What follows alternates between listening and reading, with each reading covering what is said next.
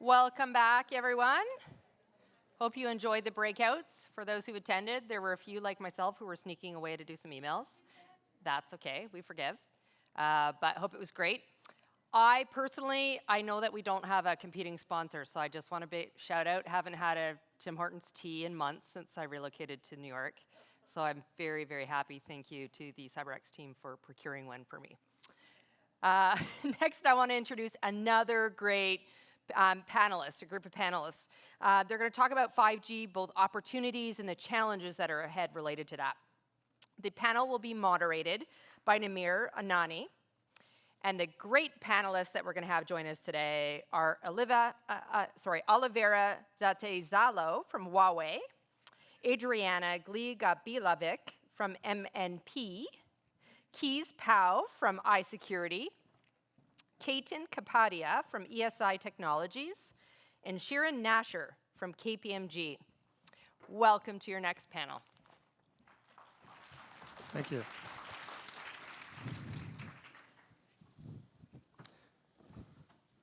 Good morning. Can you hear me well? Excellent. Thank you for the introduction. It's certainly my sincere pleasure to exchange and expand on a subject of interest to all of us, and that is 5G, the opportunities and the challenges.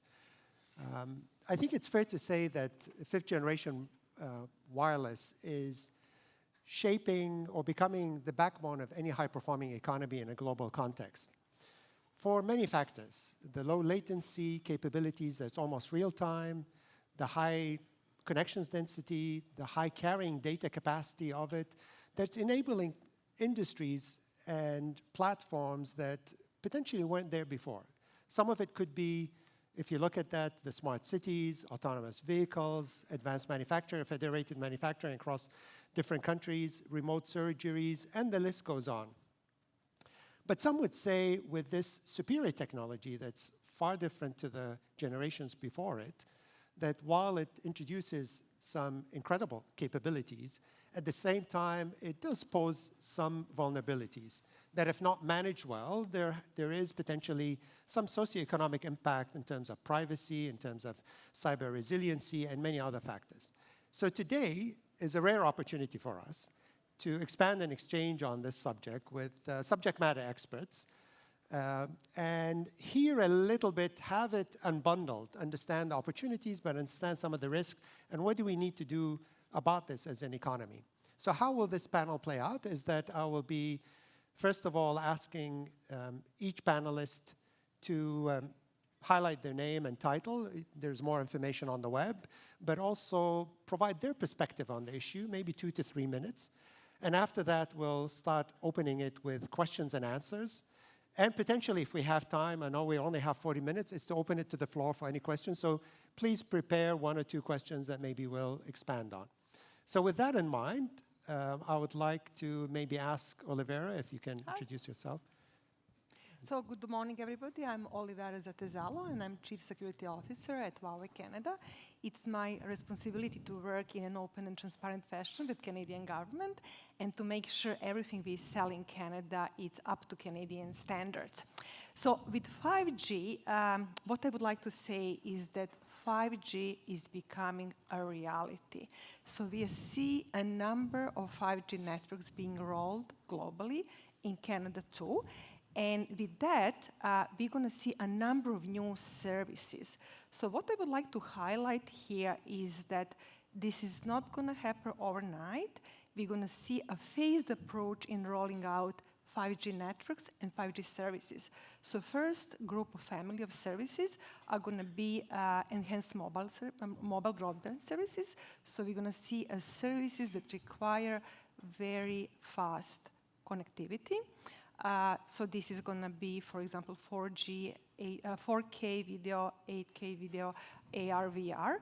Then second group of services is going to be machine-to-machine communication. So these are all sensors that we're going to be seeing around us in smart cities, smart homes. So these sensors are going to be collecting the data. They're going to be connected through the network with the big data databases. they're going to be sending information and getting intelligence back.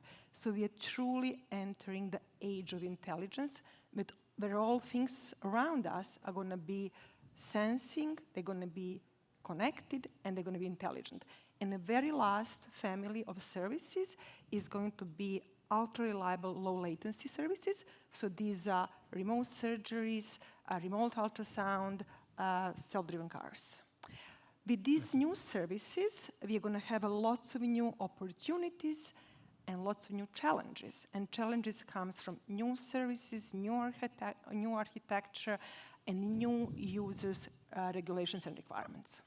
Perfect, thank you. Kees, maybe I can ask you to. Hello, everyone. I'm delighted to be here. I'm a co-founder and a partner at iSecurity. Our expertise has been on using the 4G technology for critical infrastructure. For example, the subway in Hong Kong. And we're starting to see more and more of the use of the public networks into critical infrastructure, controlling trains, autonomous cars. And as was mentioned, we just believe this is just the very beginning of it. Obviously, it brings a lot of opportunities, but a lot of challenges that as users and services of these applications need to become aware. We have examples, for example, of the crack protocol. These are new technologies that are being developed, so we should expect that flaws are natural to occur, and the people using these applications, especially with regards to the group that are critical infrastructure, low latency surgeries, that they anticipate what are the advantages, but also what are the risks. So the element of assessing risk from a systemic perspective is a constant that's not going to change, either if we use 5G, Wi-Fi, and the new technologies. So this is very important, and that's the time now for the applications and the providers to start thinking about it. So we look forward to the discussions and with the panelists about both these opportunities and the risks and how we collectively going to tackle them. Perfect, thank you. Adriana? My name is Adriana Gliga-Belavic, and I'm a partner in the cybersecurity and privacy practice and a leader in this practice at MNP. I advise clients on what are the cybersecurity and privacy risks and what they can do to mitigate those risks and enhance their business. So 5G is coming. It's not like we can stop it. There will be lots of opportunities, and it's going to sit at the intersection between digital and physical world. So that brings a lot of challenges as well. So I think the message that we need to take is that we all need to work together, the industry, those that are going to be plugging into the 5G, but also us as consultants to figure out how do we now address the risks that this new technology is going to bring to gain the benefits that they are going to be providing as well. So looking forward to the discussion. Excellent. Ketan? Thanks. I'm Ketan Kapadia, and I'm a security advisor with ESI Technologies. So obviously, from my perspective, I kind of really put on that cybersecurity hat from a 5G perspective, right? Because if you look at our 4G networks and below, a lot of it is sort of very hardware-driven. Now, when we look at the 5G aspect, it's going to be very software-centric. So what does that mean now, right? So rather than me upgrading the actual hardware elements, I'm now actually pushing software like our mobile apps, our servers. So now you have that potential down-term ramifications of if you push some malicious code, what is the downstream impact to that?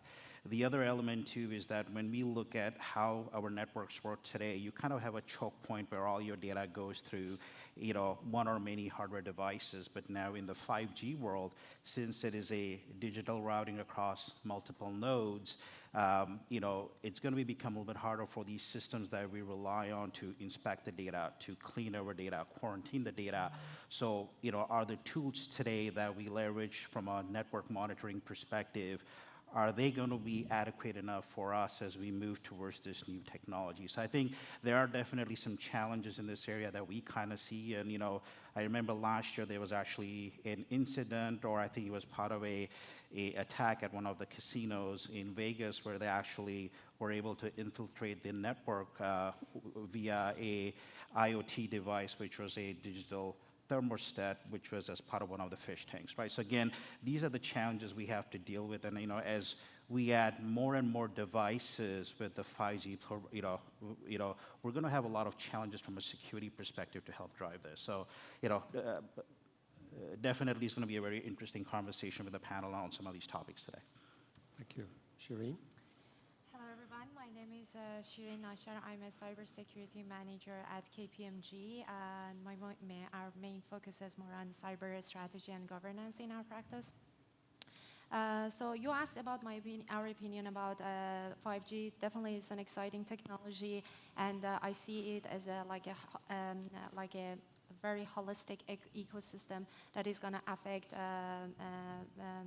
not end user experiences, but also as you just brought up, how we're going to set up the technology, being more software-driven type of technology rather than focusing like a traditional hardware that we have in our 4G. But what actually excites me is about if we look at because majority of us are going to be end user of this technology. So if we look at from the end user perspective, so we're going to connect so many different devices to this exciting network. And one of the key risk impacts that I would touch today is the public safety impact that is going to bring, which is a kind of new risk compared to the 4G experience that we had. So we were always talking about financial impact of the risks. We are talking about operational, but public safety is going to be one of the, together with privacy, I would say. These two, I think, to me, is the key risks that we need to ensure that we have enough or appropriate countermeasure to protect different components of this end-to-end technology ecosystem. Perfect. Thank you. Okay, so now we may enter sort of the questions and answers. So maybe, Olivera, I'll start with you. We're hearing a lot about the technology, and I think it's fair to try to unbundle that for the audience. What are the applications that we're hearing about? You mentioned it, high reliable, low latency communication and other capabilities. But where do you see the applications happening before we start to talk about the vulnerabilities on this technology? So as I said, 3 different families of new services. So first group of services is going to be enhanced mobile broadband. So all services that require a very high connectivity, video gaming, AR, VR, like all these services that require fast connectivity, which is going to be 1 gigabyte per second. Mm-hmm. Second group of services are going to be machine-to-machine communication. So smart cities, smart homes, lots of applications. I already seen them being deployed practically, not just around the globe, but in Canada. Like TELUS has a smart home demo a few years ago in Burnaby, in BC, and they demonstrated a smart home, smart kitchen, a fridge connected to the internet, stove, and stuff like that. So what's important to say here that with these new sensors, we're going to be seeing a very high density of these sensors being implemented around us. And some studies suggest that we're going to have 1 million new sensors per square kilometer. So very high density of these sensors to be used in agriculture, in smart manufacturing, as I said, smart homes, smart cities. Second, the last group, ultra reliable low latency applications. So these are remote surgeries, remote ultrasound, very important, especially in Canada for the rural areas. Here the challenge is we have to have less than 5 milliseconds latency to make sure that we actually confidently operate these systems. So new requirements, new challenges, and also what I would like to add, that all these 5G technologies is going to be built on the top of 4G technologies. So when we are speaking about these services and vulnerabilities, I think it's also important to highlight that because we now know some of the issues in 4G, we are addressing them in 5G. So it's correct, we are getting a new security challenges and vulnerabilities, but some of the known issues in 4G world are going to be addressed in 5G. So for example, stronger air interface protection, we're going to see better roaming security, we are going to see stronger encryption, 256 bits encryption, and we're going to see better protection of the data, both in transfer and in storage. Excellent. Anyone else would like to add on the opportunities before we delve into? Yeah, so I think just to add on to from from a security perspective, and I kind of agree with you that, I think part of the IMSI specification, which is International Mobile Subscriber Identity, again, in the previous world, that wasn't quite, encrypted, but at least with the 5G technology, that whole communication when you move within the networks is actually encrypted. So as an end user now, it's hard for someone who's sort of infiltrated in the network to kind of understand where you are, kind of get your location and stuff. So obviously, there are some definitely new enhancements as part of the 5G technology. But I think, as we grow and as we make some decisions together, these things will definitely come to play as part of the overall key piece from a security perspective. Excellent. Yeah, from my perspective, what is very exciting is about the ultra-reliable and low-latency services that we're talking about. I think this is something new for train control system, for example, right? Latency is extremely important, so if we lost communication with the train for more than 100 milliseconds, you start seeing emergency brakes going on. That's how the system works. But the key element there to think about, and as people go into these applications, and we know that the manufacturers and the industry is moving to address what they know about the 4G vulnerabilities.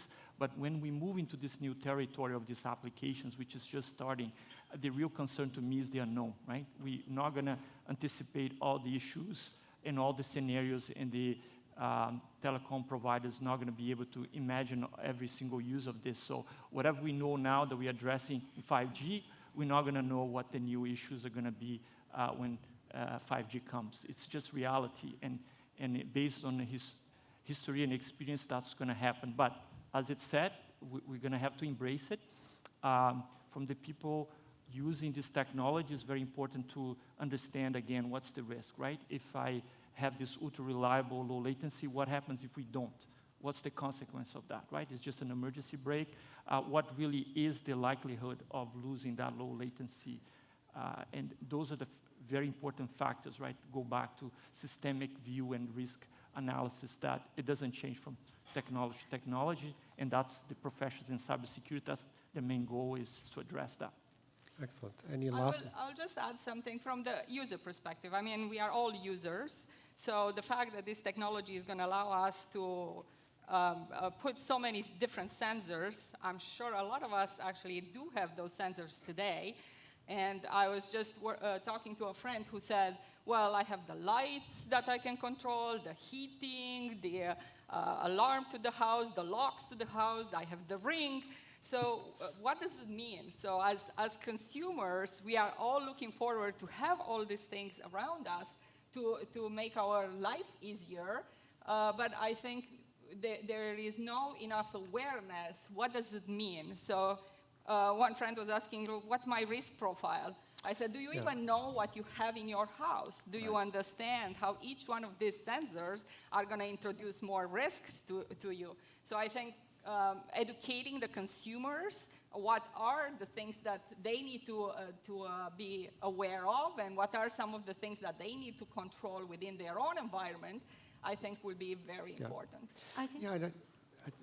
Sorry. I just wanted to kind of summarize. So if we look at it as a like end-to-end ecosystem, so there are different roles to play here. So everyone, like different suppliers, like if you look at it as supply chain perspective, so we have vendors, we have operators, we have end users, who each of us has a responsibility to protect our either device or network, whatever that vendor or operator is responsible, and definitely increase the awareness. I think it's like if we look at it from holistic view, it's just everyone definitely has its own responsibility. It shows you the complexity of the issue. There's the network part of it, and there's all the peripheral aspect, the edge aspect component of it. But maybe we can delve a little bit further. Let's talk about the network itself. So some would argue that the network is a little bit different to the fourth generation and before because it's totally virtual software. You don't have the same physical choke points that you can introduce some cyber resiliency on that. What should we be doing as a result? What are the right mechanisms before we tackle some of the other issues of privacy that maybe? So anybody would like to, Olivera, would you like to yes, I can expand take on that? So I spend most of my time doing cybersecurity risk assessment of the networks which are critical infrastructure. So what we do, we actually look from the end to end, from the user device to the radio towers, to access points, core network, operational support system, and the internet.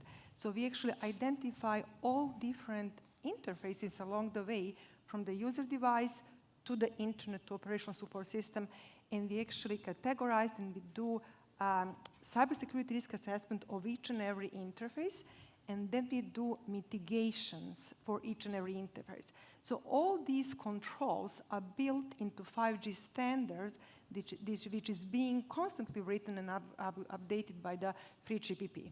So 3GPP produced the 5G security and privacy standards, which is given to the vendors and producers of the equipment. So vendors' responsibility is to build these security and privacy control for each and every equipment and interface into the network equipment. When we hand network equipment to the carriers, they have responsibility to implement cybersecurity policies, to implement cybersecurity management and cybersecurity operations, and to constantly monitor the network 7/24 in the network operations centers and in SOC. And on the top of that, we do have the application developers who are building the applications to be implemented or installed by you on your phones. So when you look at this very complex ecosystem, you see very clearly different roles and responsibilities. So first is a standard body. On the top of that is the vendors building equipment based on the specification from standard bodies, then carriers, and then application bodies. So we all have a role and responsibility to play in this complex ecosystem. And if I can just wrap up by saying it's not a single company or single country issue. Cyberspace cannot be owned. We have to govern it, and we all have a shared responsibility to work together on that. And actually, we've been doing that. We have been opening transparency center around the globe and inviting not just customers and government, but third parties to come and do cybersecurity testing of the equipment. Anybody else would like to add on this? I mean, there's also the dynamic slicing concept, mechanism that's so different to other technologies that there's a lot of discussion on this, whatever cyber resiliency or cyber measures you introduce has to follow that allocation or the dynamic slicing. So anybody? And I think we don't have to forget that we are moving from physical to virtual. So software by default is vulnerable. We are moving to the cloud. To get the speed and the low latency, we have to move towards the edge of the network. So all this contributes to actually more and more attack vectors. There are more places to go. And from a security perspective, you have to look at how is the security approach changing to it. As my colleague here was mentioning, before we could go to the center and put the security controls. Now we have to distribute that. We have to think in a different way to addressing the security controls, because to get this speed, to get these latencies, we might need to monitor this with AI going forward.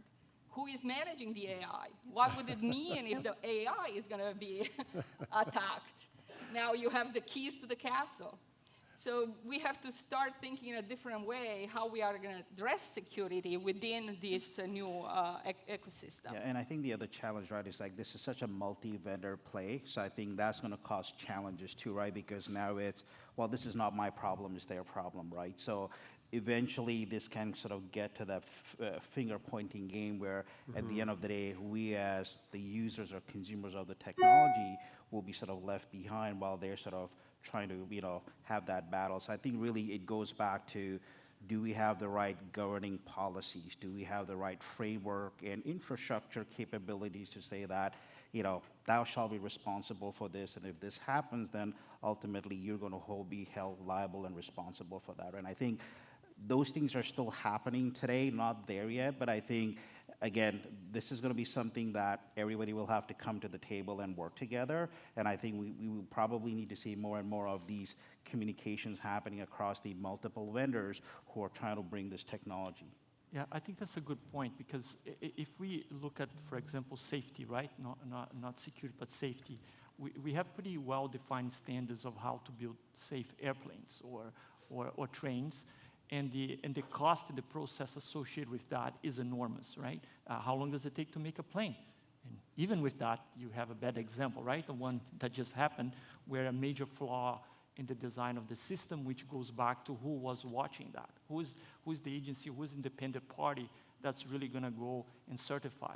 I remember the first book I read about cybersecurity, and I don't want to disclose how long ago that was,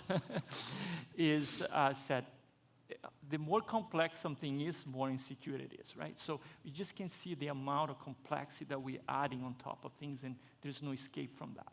And with that, it requires assurance, it requires testing, and that requires time, resources. So it's going to be an interesting battle between that level of assurance that we're going to require of our vendors, require of our operators, versus the speed by which we demand our things the next day, right? So it's a battle, and it's a compromise, and I'm quite interested to see how is that going to play.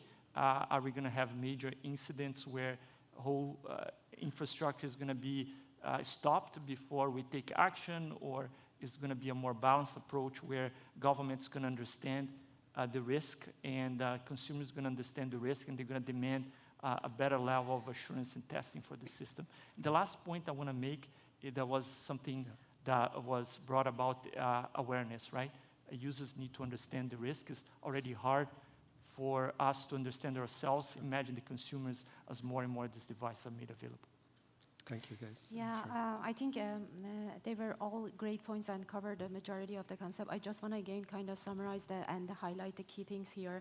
So first of all, I think the key thing is this is, again, ecosystem. So many roles and responsibility are engaged. So we need to make sure that in all the layers that, as Olivera mentioned, so we kind of considered what are the appropriate, identify those appropriate countermeasures, and have enough commitments and let's say enough enforcement to make sure that those countermeasures are going to be implemented.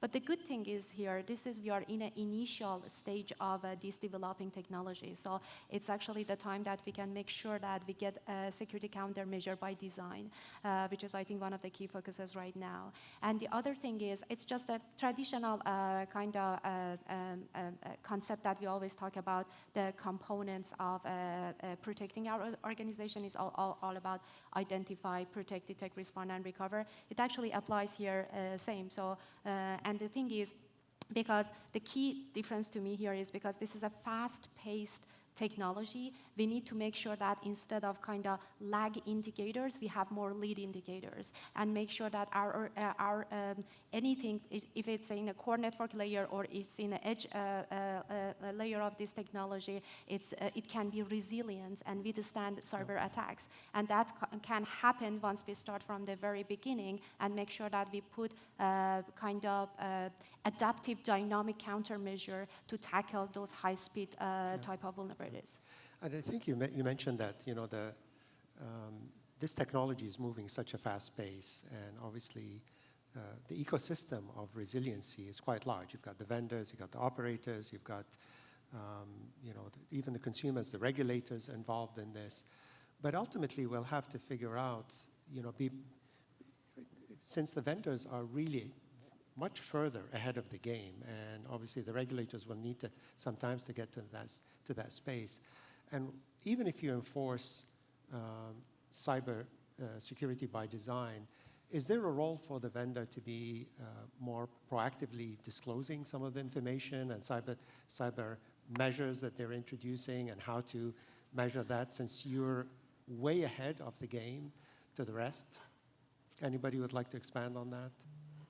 So I'd probably say yes, but I think part of that sort of also goes back to, I think we talk about privacy in general, right? So I think privacy is another big glooming with 5G, right, as to how does that going to play in the overall picture of things? Because now I don't only have IoT devices today, but now with the 5G technology, I'm going to have all these new gadget sensors that are going to crop up everywhere, right?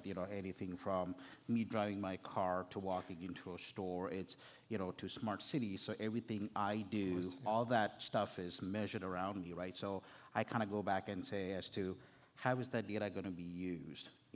Are the vendors going to be able to disclose as to how is that data going to be used? Are they sharing this data with other vendors? And again, we all know the whole, Facebook issue last year, right? So I think these are some of the things that I think, again, I think so there's the privacy laws, but I think we also need sort of the vendors and the providers to step up and say, this is how we're going to use your data, this is what we're going to do, and this is how we're going to drive it. So on that question, I think Olivera mentioned that the density of connections is much higher with 5G. It's about 1 million connections per square meter compared to the 2,000 for the 4G.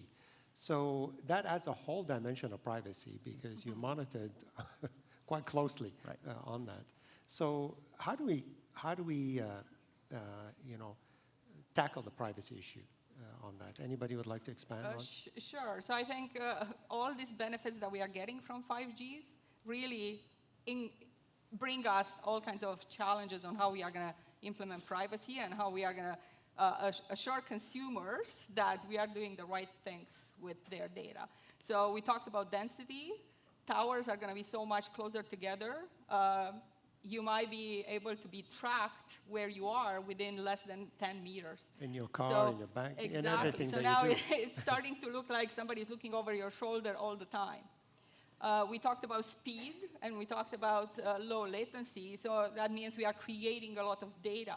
And not just data, contextual data, data that we might not have thought as private data before. So we are collecting information about, when are you home? What technology you use at home? What do you like to order for your food?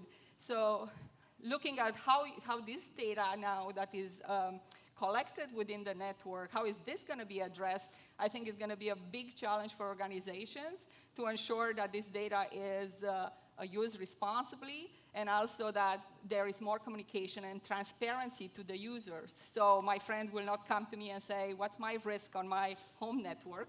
Because I don't understand what messages is this, I don't know, my ring sending back to the base or my alarm is sending back to the base. Yeah. And then I think was mention of public safety. So as we look into maybe going into remote surgeries and autonomous cars and trains and grid, we talked in privacy about significant harm. So we are going to see a lot of significant physical harm to the citizens. So how do you address that now? How do you ensure reliability within the network so a doctor is not stopped in the middle of a surgery for a life and death procedure? So I think it will be, and we've seen the legislation evolve quite a bit in the last couple of years with GDPR taking the lead. And then, we've seen the legislation in California. Now we just heard Quebec talking about tabling legislation as well. So on this issue, I don't know, Olivera, did you want to add something there before? It's fine. I just want to add the perspective of privacy from the other perspective, right? There is the perspective of us not wanting to be monitored if we're not doing anything wrong, but there's the aspect also of criminals taking advantage of anonymous services, right? When we do have incidents, 100% of those are using privacy-enhancing technologies, right? So they're using Tor nodes, they're using proto-mail, and we cannot track them. So there is legitimate use cases where you want to track somebody. So when we're thinking about privacy, we have absolutely to think about balancing that. Otherwise, we're going to create, which we have already created, a lot of good tools that criminals can use. Mm-hmm. Yeah, no, agreed. Yeah. I think just, on the GDPR and others, I mean, In fact, before that, I think the confluence of 5G and AI is going to create a whole new dimension of how much intelligence is being gathered on, on each one of us ultimately, and how do we tackle that? But that's for another discussion. The question is there for, 5G is very much, the high data carrying capability, but it's not limited to Canada. This technology is connected across the globe. And hence, what are the multi-jurisdictional issues and standards that we have to think of that makes this technology work together? Is anybody can expand on that? So maybe I can say that all the GDPR requirements for security and privacy, they are built into the GPP 5G security standards. So all network equipment, they build their equipment based on the 3GPP privacy standards, which are, for example, that you have to encrypt the data and transfer it to storage, that you have to ask for the authorization whenever you are changing something on the network that's related to the user data. Third is you need to have a consent of the user collecting the data. And the fourth one, even when you're sending the phone or equipment for the repair, you have to have a process in place to delete all personal private data from the phone. So this is all built into the standards. I think the issue is, and also now we are educating even public and the users that they need to understand what they are doing and how the application they're installing is using this data. But the complexity comes with correlation of this data. So I'm just going to use a quick example. So you can give a permission to Uber to use your data, and you can give a permission to Google Calendar to use the data. And there is a very low privacy risk with these two applications. When you combine this together, for the a very important person, you can validate, you can actually violate their privacy rights. So I think this is where we need to see more regulations done. And I think, just driving that whole conversation around the consent in general, right? Because I think we're kind of moving towards, like, if you look at CCPA, GDPR, it's going back to that consent model as you as a user have the consent to drive that decision. But I think that now the problem becomes is that if I have so many gadgets and devices that I got to give consent to everything, we're going to run into this consent fatigue issue, right? So me as a user now, I'm just going to say, oh, it's another pop-up. Yes, it's all good to go. So now you're inherently going to accept to some terms and conditions that, again, we're just overseeing some of those things, right? Again, I think it's also going to be sort of finding that right balance on what's critical, what's important, how do you flag those data elements, right? So I think there's still a lot of work in that area that is yet to be discussed and sort of talked about. One minute. I'd like to maybe, if possible, sorry, I'd like to open it to the floor if there are any questions. Any last minute questions that somebody would like to ask? Sorry, go ahead. Yeah, so with everything that 5G is bringing to us, has it been raised what the health implications will be, considering the amount of radio waves that are going to be concentrated in a square mile with a million devices? Anybody would like to expand on that? I know it's many European countries are looking at that, Belgium including others into that. Can you, the question is that the health implications of fifth generation mobile because of the 3.5 gigahertz and the multi-millimeter wave capabilities. So what are the health implications as a result? So there are very strict standards for that. And it's not different from 2G, 3G, 4G. We always have to comply with these standards. And in Canada, these standards are coming from the federal government. So I know that all carriers have to comply with that. There are standards for the people working on this equipment, and standards for the public. And it's strictly monitored in Canada. So it's a concern, definitely. People are working on that, and they'll have to comply with the standards proposed by the government. So we're coming to the end. Maybe if I can ask one last question. I think it's clear that ultimately, we need knowledge, we need talent in that space. And we as an organization estimated there will be several thousand, almost 80,000 critical skills that we'd require by 2030 in that space. And it's great to see so many women on this panel, but how do we entice? Do we have an innovation gap in that space? Can we do better, knowing that very few women in technology? So I would like quickly, because I can see that we ran out of the time. So I want to quickly highlight two things here. So there is one definitely about how we can be better in attracting new talents. But I would like actually emphasize on how we can be better at sustaining our existing resources in our organization, because we invested a lot of money to bring them in. So what we can do to make sure that they're going to stay with us, because there are so many opportunities out there. So the talent gap definitely is going to, like with introducing 5G, definitely is going to be there. But what I think we need to do is just making sure we are investing in our cyber or technology expertise within our firm, having like a coaching and mentoring programs for them. And also in terms of how we can attract more resources, I would like to highlight something here, which is actually how we can support our newcomers to this country. Because based on the stat, you can see majority of immigrants to this country are skilled workers, and majority of them have technical degree, but unfortunately they have a lack in the soft skill, like a Canadian type of soft skill. So this is one of the, I think, areas that we can definitely be better at it, and make sure that we provide enough, appropriate processes for them to have a smoother transition to be able to join to the Canadian labor market. Yeah, unfortunately, we come to the end of this discussion. I think we could have spent several hours with subject matter experts in this space. So thank you very much for this wonderful discussion, and I think I'm sure there will be other panels in the future to expand on some of the areas that we've just scratched the surface on. But thank you again, and a big round of applause for the panelists. Thank you. Thank you. Thank you. Thank you, everyone. Thank you, everyone. Thank you.